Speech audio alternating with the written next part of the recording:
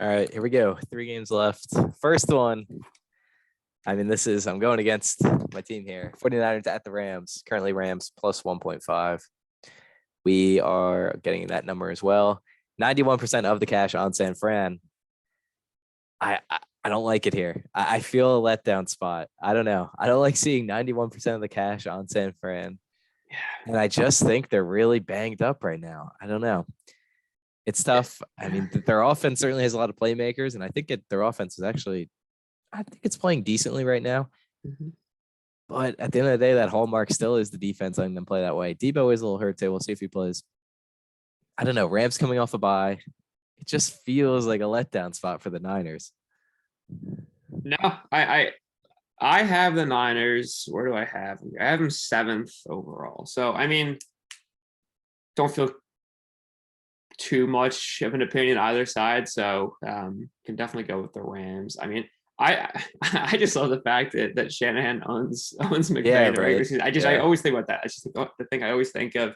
I'm not convinced that another week for McCaffrey is going to make a big difference. Like, I'm not convinced McCaffrey is going to make a big difference. Exactly. To this team. There'll be some cool plays here and there, which is fine. But yeah, I mean, the big picture, I don't think it's actually as big as people are making it out to be. Because at the end of the day, you're still going to have to, you're going to live and you're going to die by Jimmy. And unfortunately, they've been dying a lot by Jimmy, which is kind of a shame because I feel like we were kind of hyping him up at the start of the season. Like, God, can you imagine how good this team would be with Jimmy? And now it's like, oh, you know what? Maybe there's a reason why he gets the crap that he does. So I don't know. I always will just kind of rot in the pedigree and the history, at least in the regular season. But I could very easily see this being the win that ignites the Rams season. And, we look back and we're doing this week 14 and the Rams are, heavily favored in just every game they play. And all of a sudden it's the Rams we all remember. So who knows? Or this just isn't the case and the Rams just aren't actually as good as a football team and again, we don't think they're very good right now, but exactly that's what makes it tough. I don't think they're good, but man, they're not horrible. They're not horrible because they're only getting 1.5. So I mean, in a pick 'em, I guess you do like the Niners, but the Niners, I don't think they're anything close to what they were even 3 weeks ago right now. Oh, God, no. When we were putting them 14, 15 every week, I don't think they're close to that. So it's tough. I mean, I think last time these two teams played, we had it like for 14 for the Rams, send it home. I don't know. Stafford with a week off on the elbow, the whole public on the Niners. Yeah, that scares me a lot. That definitely scares me. I just think, while still a good football, the Niners are still a good football team right now. I don't think they're the exact Niners that we for sure like, that we pick, and yeah. So I agree. No, I think that's tough though.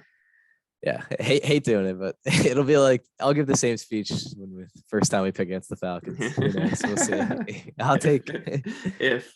Yeah, I'll look up some of the upcoming lines. But next up, Packers at the Bills. Currently, Bills minus 11.5. 79% of the cash on Green Bay. Jeez, that's a little shocking. That's a little shocking. We're getting it for 10.5. I mean, you're getting a team that can't score points and the quarterback who hates everyone on his team and wants to retire against Josh Allen coming off a bye week at home. This is going to be the Steelers game again. Yeah. I don't think it's that complicated. The Packers are a horrible football team. Yeah. And the Bills just don't care who they're playing. It's tough. That's the thing. Like just for, again, my girlfriend and her family, I always worry. I'm like, oh, like this would really be crappy Sunday Night Football. Like this is what the start of the season was going to be. I'd honestly say I'd pick out as one of maybe the 5 best games of the regular season.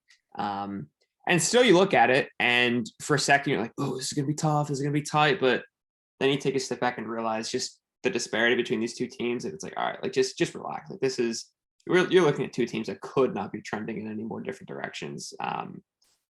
I don't know what's in store for this game and for the Packers' future, but like, I mean, God almighty, like they just legitimately might not win more than like 3 more games. Like, I guess they'll beat the Bears again because that's what they do. But I don't know. Bears look serviceable now, so I'm genuinely excited to see because it's like every week there's a new excuse. The receivers, they just need one more week to click. The defense, a few different injuries. I mean, David Bakhtiari, like, is he ever going to play like consistently? Like what the hell's the deal with that?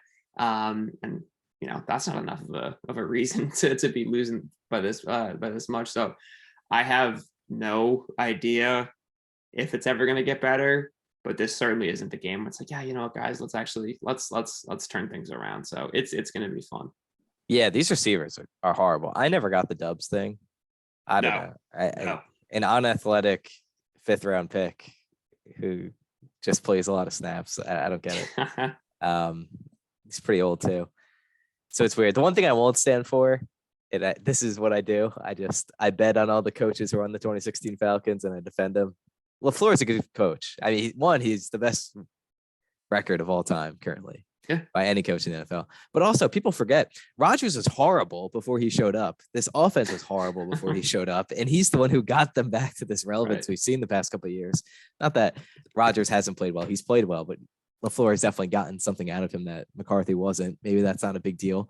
But nevertheless, I wouldn't say he's the problem. But Rodgers certainly thinks right now that he is one of the problems, which I don't like either. This is a team who I think everyone just wants the calendar to say 2023. So Bills, keep it rolling. Next up, Bengals at the Browns. Weird game here. Cleveland plus 3.5, 73% off the cash on Cincy. We're getting it for 2.5. So over a key number if we want to take Cincy. I have, Cincy written down, I believe, just because what I saw last week, I don't think that'll work against every team running 5 wide and just throwing it 50 times. Yeah. It's kind of like, I don't know. Like, I won't say it because the games they went nuclear last year were against good teams. It was against the Chiefs. It was against the Ravens. But we want to see the Bengals beat up on good teams. Right? We don't care if they throw the ball 50 times versus the Falcons. Like, that's not the point. We want them to throw the ball 50 times in these close games where instead they're turning it into slogfest with Joe Mixon. I don't know. The Browns, I still don't think they're a horrible team, even though they're not playing well right now. And this is certainly a game I can see ending up just like that Bengals-Ravens Sunday Night Football game. 1916, something stupid. Right. But I think getting Cleveland or getting Cincy at 2.5 rather than 3.5, I think it's fine to take them. Yeah, this is the game I forgot to rank. So I have it the lowest. Quite frankly, I probably would have put it pretty low. Just because it's the point you just mentioned, that Baltimore game, it kind of leaves like I don't know, it just leaves like a lasting impression on me, I guess, where, they just seem to, they want to just go off against the teams where it's, just unfair to go off against it. The Falcons, what they're missing, you said like all of their secondary. So then it's like, oh, you know what? This is easy. Let's just do this over and over again. And Cleveland, I totally agree that they're not as bad, I think, that they're being made out to be, but also I think their defense is, I thought they're going to have a pretty damn good defense this year. I thought that was going to kind of do the thing that was going to keep them in games. Evidently not the case. But I also think that, I don't know. I was just talking up the Bengals and saying, you know what, they're probably starting to get things rolling, but who the hell knows? This used to be one of those weird games where it's like, the Bengals are back. Then, oh wait, no, never mind. They're playing the Browns, and suddenly the Browns. I don't think it is. If there wasn't this line movement, I would want to take Cleveland. Right. But no, I feel fine with Cincinnati as long as they, put the pedal to the metal, which I do think they will. I think for whatever reason they've gone away from this negative game script. And it's tough because I think the thing about Taylor is not only is it the Joe Mixon nonsense, just in terms of who is getting the ball in a play, but it's also when he runs plays, man, there's nothing creative about this offense. They just sat back an empty set 5 wide against the Falcons and just threw the ball every play, where it's like, you're playing the Falcons, whatever. I mean, that's going to work because you're playing the Falcons. And it's tough because I've thought about this a lot, because the point is, if you get Josh Mahomes and you get Josh Allen, Patrick Mahomes, that'd be crazy. Similar to Burrow a little bit, where like, you don't have to play like the Falcons play, where you sit back, or like the Niners, where you sit back, you run play action, you really get these layups. You do want to let them be the offense, right? You want to let them be the quarterback, and Burrow likes the empty set. But at some point, I mean, if this team was running a functional offense, a lot of play action, a lot of crossers over the middle, they would look so much better, which is like, I'm not going to let 1 week of them running 5 wide against the worst defense in the league last week really alter that.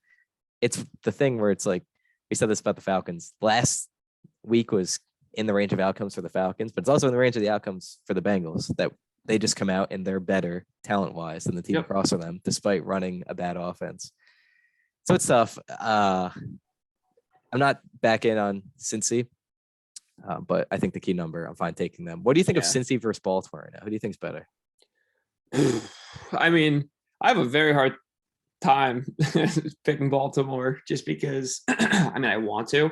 I don't know. Like I think at their best, Cincy is better. They're just more explosive. And I mean, I guess at their best, Baltimore's pretty good too. But I just trust Cincy more in the big spots. I obviously trust Burrow more in the big spots. And like I don't know. It's crazy because then you can on the flip side, it's Baltimore has been trailing for 12 seconds of all their games, whatever that was. But like that's crazy to me. But something happens to them, and I don't know what it is. Where in the fourth quarter, all bets are off, and they just almost want to lose. I don't know how to describe it. It's so weird that whole Mark Andrews is one so run strange. last week. Yeah, what the hell was that? Like, yeah, I saw Lamar. He was last in completion percentage over expectation. It's such a strange situation because it's like a lot of teams you can kind of pick out. Oh yeah, they don't do this well. They don't do that well. Like I come away from every Ravens game being like, what the hell did I just watch? Like what actually just happened? Like that, I don't know. Some of that goal line stuff too is a little annoying with oh my god, the freaking Gus bus. Well, we would have ended up dropping like 170 if that goes in. We were sweating it. God. Yeah. So funny. Yeah, I don't know. I think that Baltimore pisses me off more because we have a lot of stock in Lamar. Whereas the Bengals are probably starting to figure things out, but I also feel like, to your point, their range of outcomes is kind of all over the place. Whereas Baltimore, I feel like you kind of know what you're getting, but sometimes I think they that make makes it more sense. difficult for themselves. So I don't know. That didn't answer your question whatsoever because I think that makes sense. And Baltimore, I think the problem is one team has T and Jamar, and the other team has I guess Bateman and Andrews, but it's still not. I don't know. It's tough. No, it's not the same. It's not the same. Not as explosive. I don't know. Yeah, it's weird. I lean Ravens still, but man, I think I do too because they're less volatile. They're just a less volatile team. But as I said, if you take either of their take the Bengals at their best, take the Ravens at their best. I think the Bengals at their best just look a little bit better because they have more options and their defense, I think, is a little bit better. I don't know. It's so weird because the Ravens played amazing in that first half against the Bills. It was like almost a perfect half of football. And then all of a sudden, that was crazy. For whatever reason, it was like, we're suddenly just not going to play any sort of we're not going to run the same sort of scheme that we did in the first half. And Lamar is now going to fumble a snap and throw an interception, which I think he's done on multiple occasions. Like, it's weird. I don't know. Such weird teams, such a weird. I mean, I will say, you said, oh, people tend to say, what a weird week. But as I was about to say, what a weird year. Just, it's just, week after week, you look at those Vegas power rankings. It's like all the teams with winning records are in the bottom 10 of Vegas's rankings. I know. All the losing teams that have top 10. Yeah, I don't know, but I was going to make a point of basically where I feel like my confidence in teams, or like what I would consider my understanding of teams, peaks in like week 4. After week 4, I'm like, all right, I know what all these teams are about. But then the cycle repeats again. And by week 7 or 8, I'm like, I don't actually know anything about these teams anymore. You'd think that as the weeks go by, you feel more confident about certain teams. And of course you do feel more confident about certain teams, but I think the vast majority of teams, I kind of have like a similar disposition. It's like some weeks they're good, some weeks they're not. And as a result, it makes this really freaking hard to do. Yeah, that makes sense. I think I'm trying to figure out the difference between the Ravens and Bengals. I think the Ravens scheme better maximizes their players, and they're just playing bad football right now. But it's tough because I also don't think Joe Burrow's that talented. So it's just two teams that are pretty. He just makes tough. It work, whereas Lamar just hasn't been making it work recently. So I don't know. It's so hard. Yeah, tough for sure. But nevertheless, speaking of Lamar, tough for us in fantasy, but we still got the W 7-0 now. We are averaging 159 points per game. Jacoby and Ramondre, thank you very much. Once I saw him, I was like, not that I gave up hope, but I'm like, I'm not even going to sweat tonight. Like, this is like a true 50-50, but we have 2 players. We have a couple outs. Ramondre starts. I'm like, okay, we should be fine. Jacoby touchdown bang. Ramondre touchdown bang. Over by 8:45. It was nice. Yeah. Then we got no buys this week, so Thank back to gosh. full health. Oh no, Eckler actually no buys next week when we play the Right. 6-1 team. Right. But Right. Eckler, but it doesn't matter because if Eckler wasn't playing, then like we just would bench Bateman. But Right. everyone, like we still have Mostert and Ramondre at running back who are. Yeah. I mean, I would like to see the snap shares, but I imagine, I guess now that Damian Harris is back now, but the past month, I bet top 5 is Mostert, Eckler, Saquon, Ramondre. Yeah. I Yeah. don't know. Because I don't know who else would be in the mix if you don't count McCaffrey too, who got traded. So No, yeah, that's a great point because I mean, the Harris injury, Edmonds is clearly second in the pecking order, and then Saquon and Eckler. I mean, Saquon's a bell cow. Obviously, he's not. That's not really up for debate, but they're doing a pretty good job of spacing out Eckler's touches. It seems like I mean, it was a little sus to start the year. Not gonna lie. It was Strange how like they what use the him. what is going Yeah. on? But it's now working. It's different, but it works. So we cannot complain. Yeah, on that. So that Monday night game versus Denver, I was there were so many penalties or plays called back. He actually had 39 touches in that game. Wow. Yeah, pretty mind-numbing. So the final tally was 16 targets, 14 attempts rushing. So he probably had like 5 or 6 called back due to holding or due to offensive pass interference and stuff like that. It's weird to think about. A lot of trades went down this week. Nothing that makes me too concerned. Mm-hmm. And the way I view it is there's just no one that we have until week 13 for the deadline. So if we're going to make a move, I mean, we have forever to see who stays healthy and who doesn't. Right. But there's just short of getting Mark Andrews, I don't see how we upgrade our team. Yeah, pretty much. That's a good way to put it. Yeah, right? I've been looking at the roster too, and it's just like we're in such a unique spot where like we're super competitive while also being pretty damn young, and we said that a lot. And it's just I like, know. I'm what? looking. Yeah, it's because I look next year. I'm like, no one's gonna be able to touch us next year. Well, that's the thing. It's like as long as Cup and Eckler, but like even if Cup and Eckler go down, I still think they're top 18 guys instead of top 5 guys. So yeah, what's I think we've almost set, I don't want to say like an unrealistic expectation, you know, like, oh, the title's ours, whatever. But like, I mean, based on the standings and based on the way the team has been performing, obviously that's the case. But like, as you just said, look at the way the roster is set up.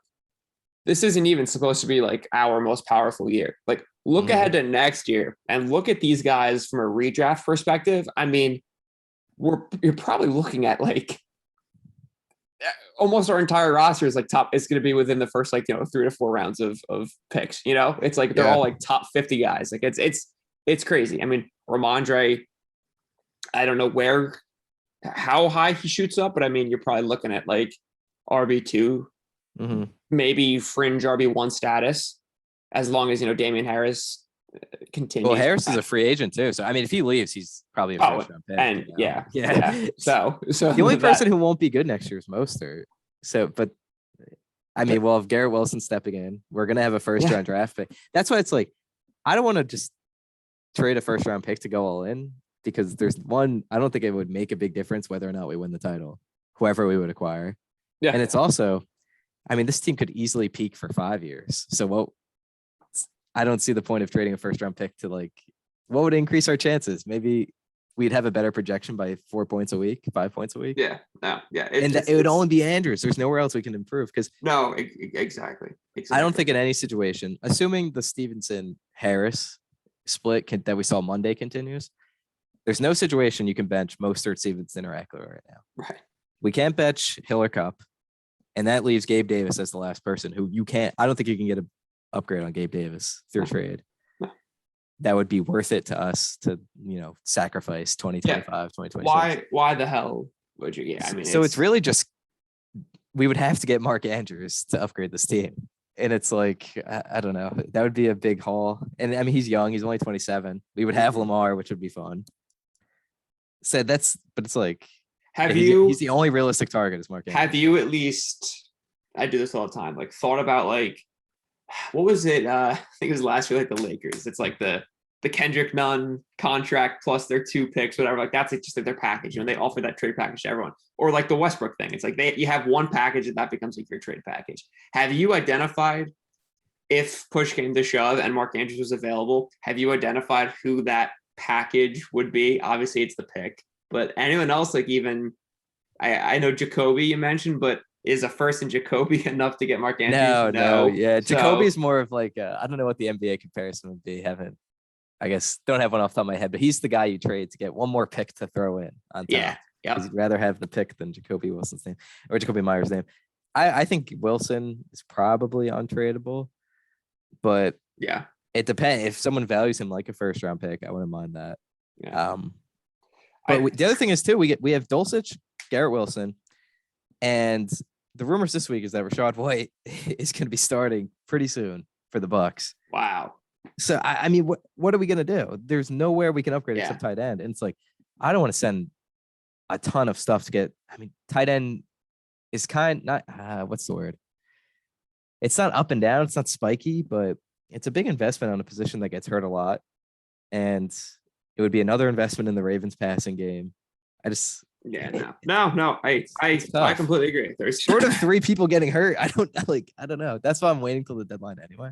Yeah, I totally agree. And I think Jacoby Myers reminds me of traded by OKC Jeremy Grant. That's kind of the realm where it's like he's good, he's a name, he's solid, but he's probably I saw he was 25. Oh, but he's worth just 1 pick. Yeah, that's crazy. It's like he's a name, he's a wide receiver 1.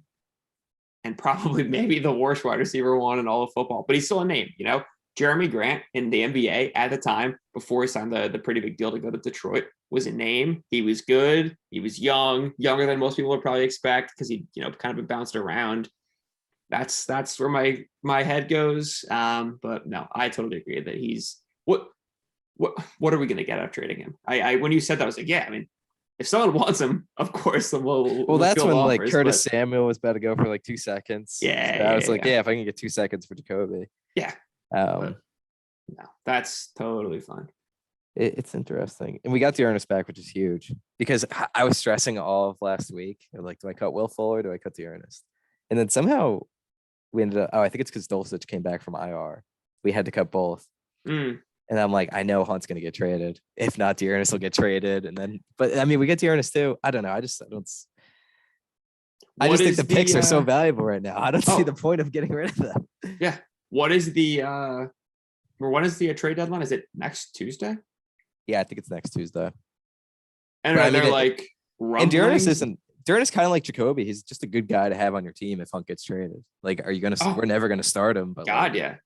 Who knows? Like, he's just a good asset. For sure. Yeah, I stashed him in one of my redraft leagues just because I love doing that with like running backs that, they're in the news and it seems like people always need a running back. So I just take them. People are like, oh, how do you get him? And I'll trade him for, just maybe something else that isn't even worth it. But, I just like being the first to grab a guy, then flip him for something marginally better. But that was another one of our many just like super late round flyers. Like, we're looking at the long game. Looking at the long game. I was between him and Eno there. So the past couple weeks, yeah. But Eno's a guy who I like. I don't think he has much. I don't think he's valued highly around the NFL outside of Cliff Kingsbury. But Dearness is a guy who I think 29 games would like having. For sure. So I don't think it's, especially considering we won both weeks. Played. It didn't matter. But and speaking of injuries, like we talked, if our team gets hurt, we might be in trouble. Our running backs on the bench: Samaje Perine, Rashad White, Zamir White, Jalen Warren. 4 guys who, if the starter in front of them gets hurt, will probably be playing 70%. Oh, yeah. So, I mean, we're set up fine. I really like it. Sounds more and more Rashad White's going to be playing a lot of football soon.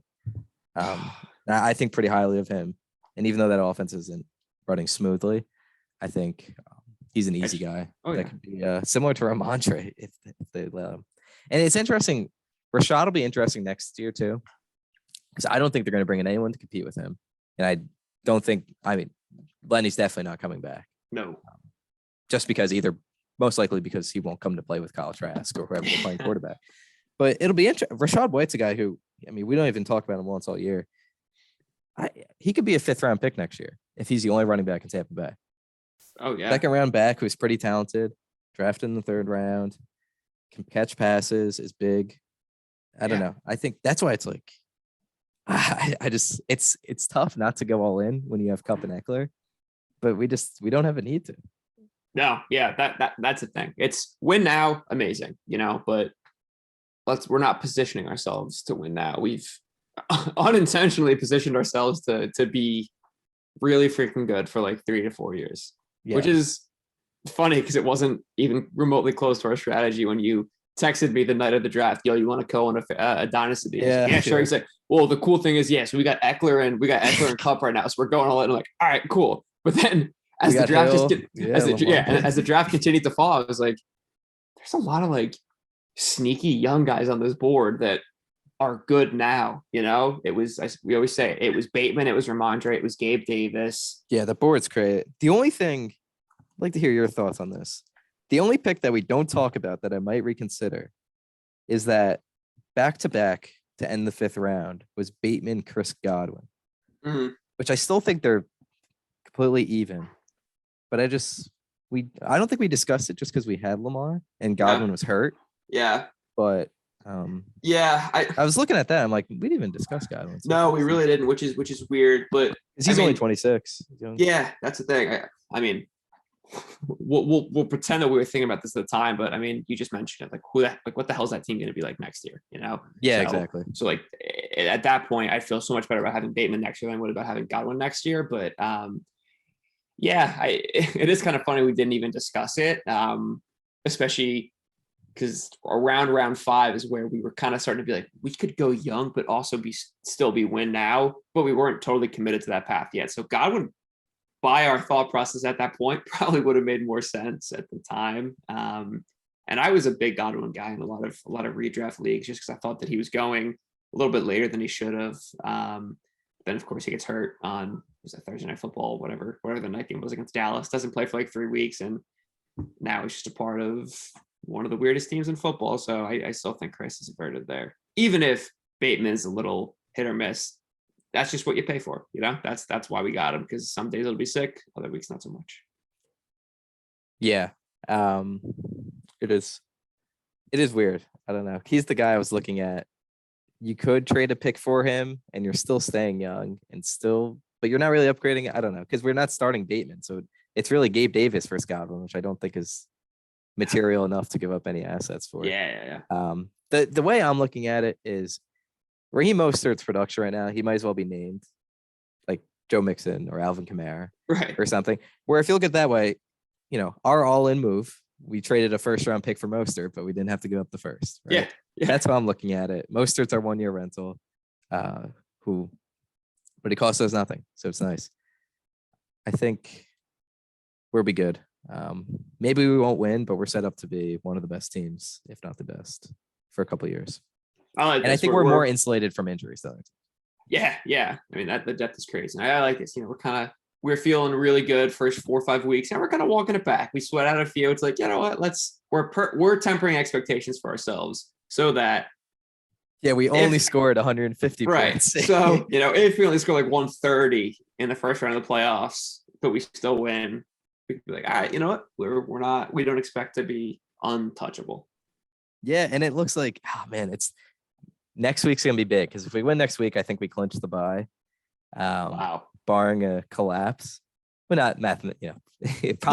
We'll probably have like an expected like 75% bye, which I mean the bye, you just got to win 2 games, and it's probably gonna be 2 games against. We'll be playing the 4 and the 5 seed, so I don't know. Just get us to the title game. We'll see how it goes from there. That's right. And who knows? Otherwise, I had one more. Oh yeah, this is the last thing on the fantasy corner. My other dynasty league I'm in that I'm tanking. The redraft, or I guess rookie draft this year, went Breece Hall, Jameson, Drake London, Garrett Wilson, Treylon. I had 6. I really wanted Treylon Burks. And I ended up getting Ken Walker at 6. So it's weird. Yeah, because now he's the number 1 asset in that class probably right now. Oh, yeah. So it's interesting. That's why, and I look at this board too, like Olave goes 7. A lot of good receivers always go in the 2nd round, these drafts. Yeah. Because even though we might have like the 11th pick in the first round, we'll still have this is going to be a really good class. There's like 8 or 9 guys that are good. We'll have options. So Awesome. Looking forward to it.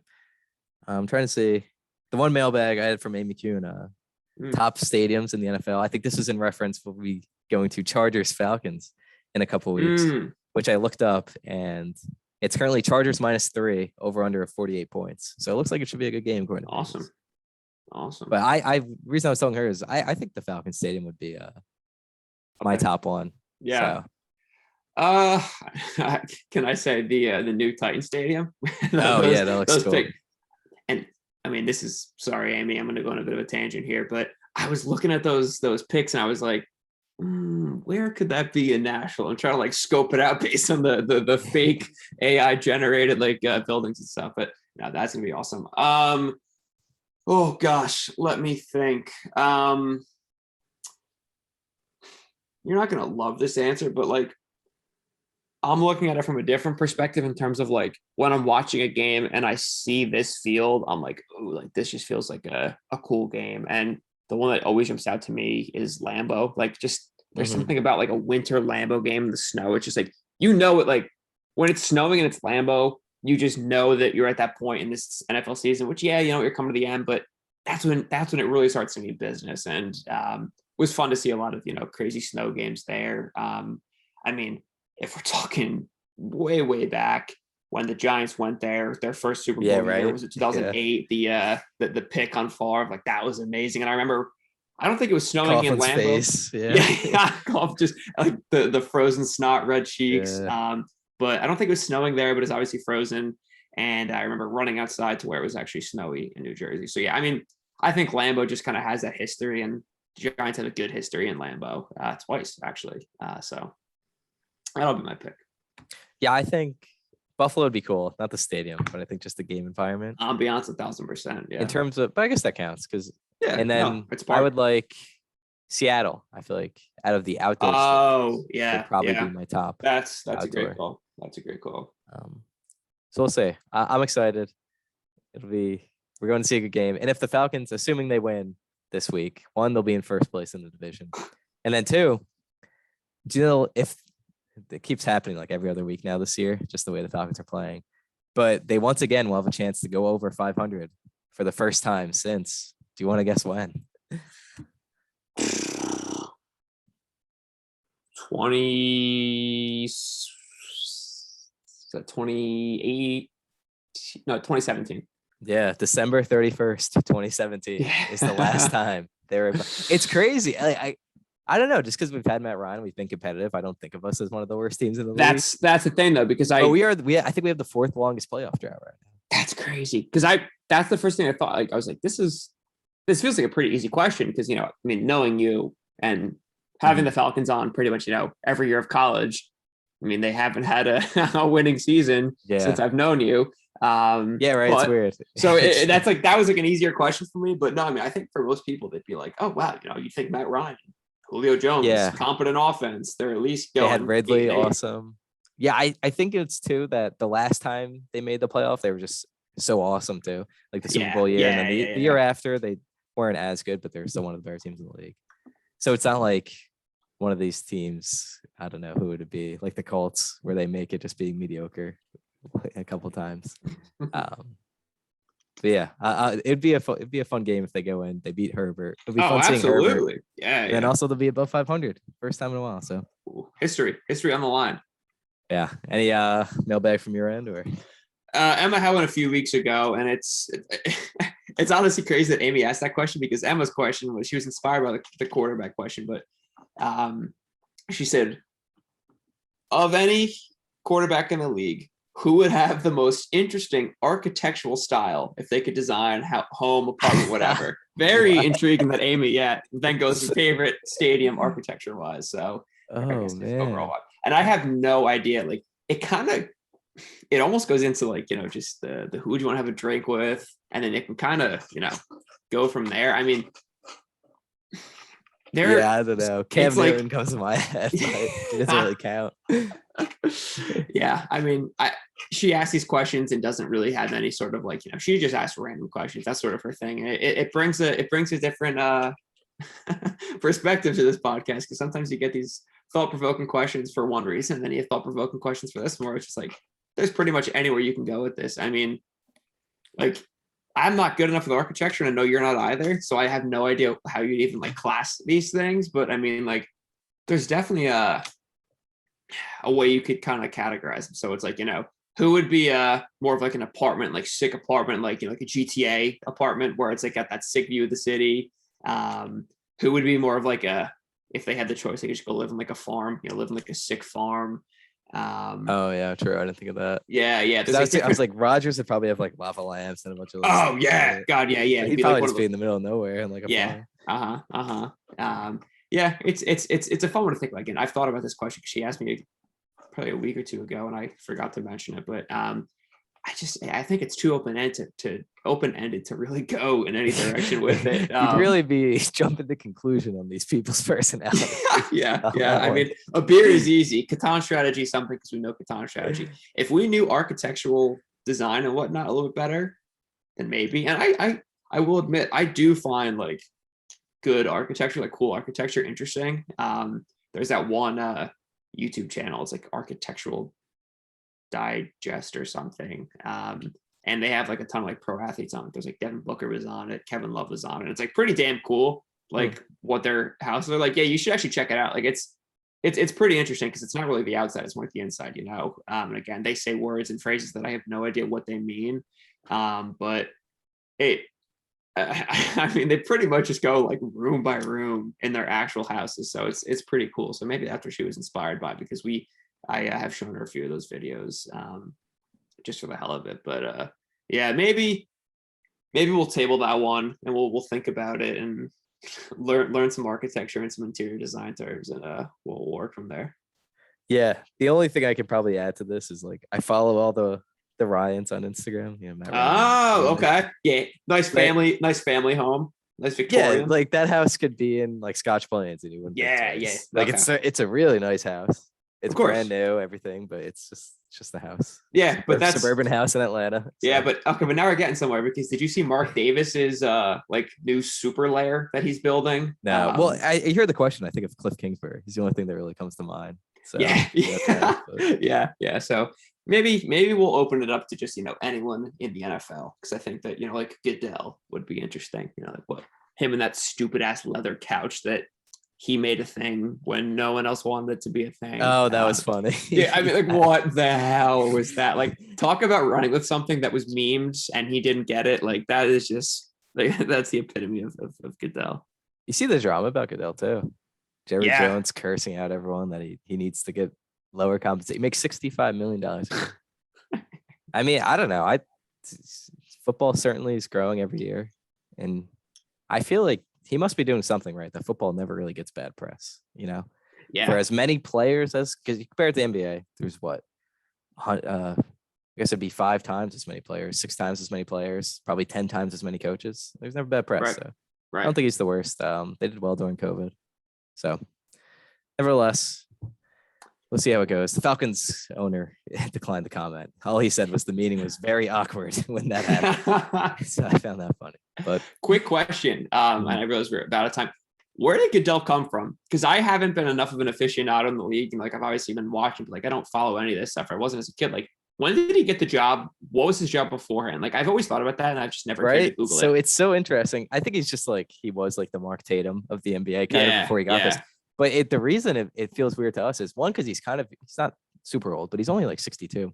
But he got the job like as soon as we got into football. So I think 2006 he got the job. Wow. So okay. That's why it feels like he's the only thing we know. He's synonymous with the NFL. The only thing I can ever know, like the lockout and just like all like these like pictures and stuff. And I don't even remember whose face I was looking at and like all these different things. I'm just like what lockout? Like, again, I was so young, I didn't even know which lockout pertained to which sport. But like, like I just couldn't.